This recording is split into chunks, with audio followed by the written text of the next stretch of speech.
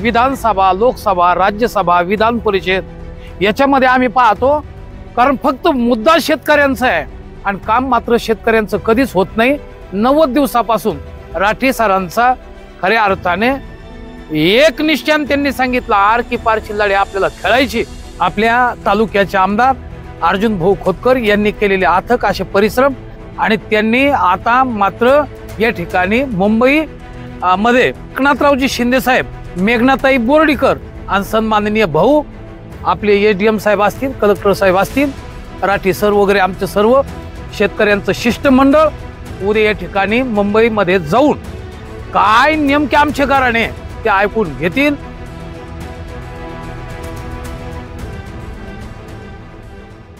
आमच्या समृद्धी बाधित सर्व शेतकऱ्यांच्या सन्माननीय राठी सरांच्या नेतृत्वात 3 महिने जवळजवळ हे पूर्ण झाले आणि वास्तव असं आहे की 3 महिन्यामध्ये नर्मदा मैयेची परिक्रमा जर आमच्या धार्मिक एखाद्या साधकाने जर केली तर अनेक साधकांचा असा अनुभव आहे की त्यांना नर्मदा मैयेने सुद्धा दर्शन दिलं, पण गेल्या 3 महिन्यापासून ऊन वारा पाऊस कुठल्याही प्रकारच्या आमच्या नैसर्गिक आपत्तीचा आम्ही विचार न करताना हर क्षेत्रातली इथं शेतकरी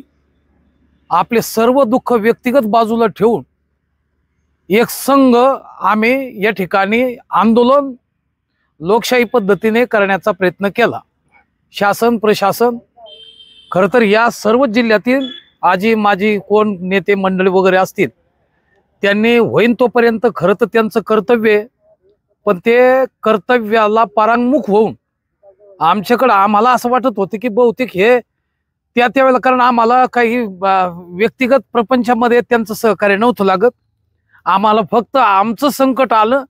की हा शासकीय कामाकरता फक्त लोकनेत्यांची गरज असते आणि त्या लोकनेत्याने अशा दुःखाच्या वेळेला कुठल्याही प्रकारचा विचार न करताना ते कोणत्या विचाराचे, कोणत्या विचारधारेचे, कोणत्या पक्षाचे, कोणत्या जातीचे आणि धर्माचे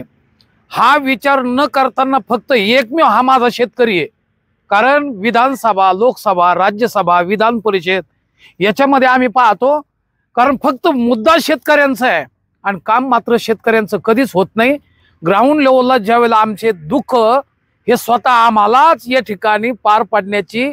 पाळी जर येत असेल तर खऱ्या अर्थाने हे आमचं दुर्दैव नाही, शासनातील सर्व लोकप्रतिनिधींचं दुर्दैव आहे। परंतु गेले 90 दिवसापासून राठी सरांचा खऱ्या अर्थाने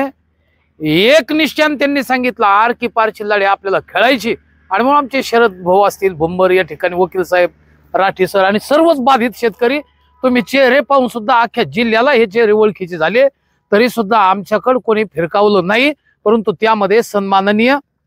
आपल्या तालुक्याचे आमदार अर्जुन भाऊ खोतकर यांनी केलेले अथक असे परिश्रम, त्यांनी एक प्रशासनातील आमच्या सन्माननीय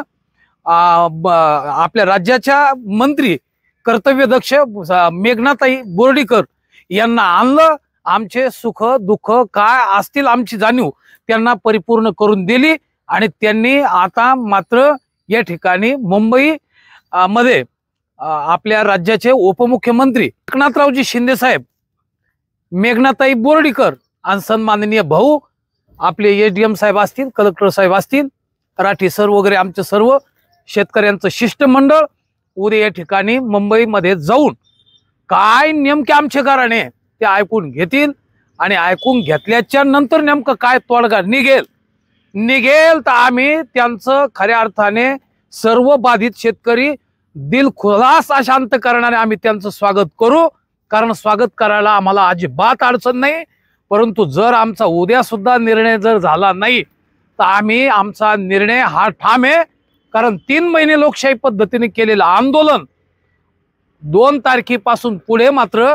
अन्न त्याग आंदोलन करायला सुद्धा आम्ही मागे पुढे पाहणार नाही। आणि म्हणून मायबाप सरकार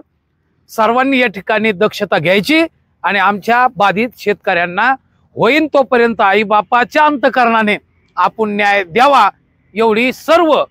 शासकीय प्रशासनातील सर्वच अधिकाऱ्यांना कळकळीची विनंती करतो।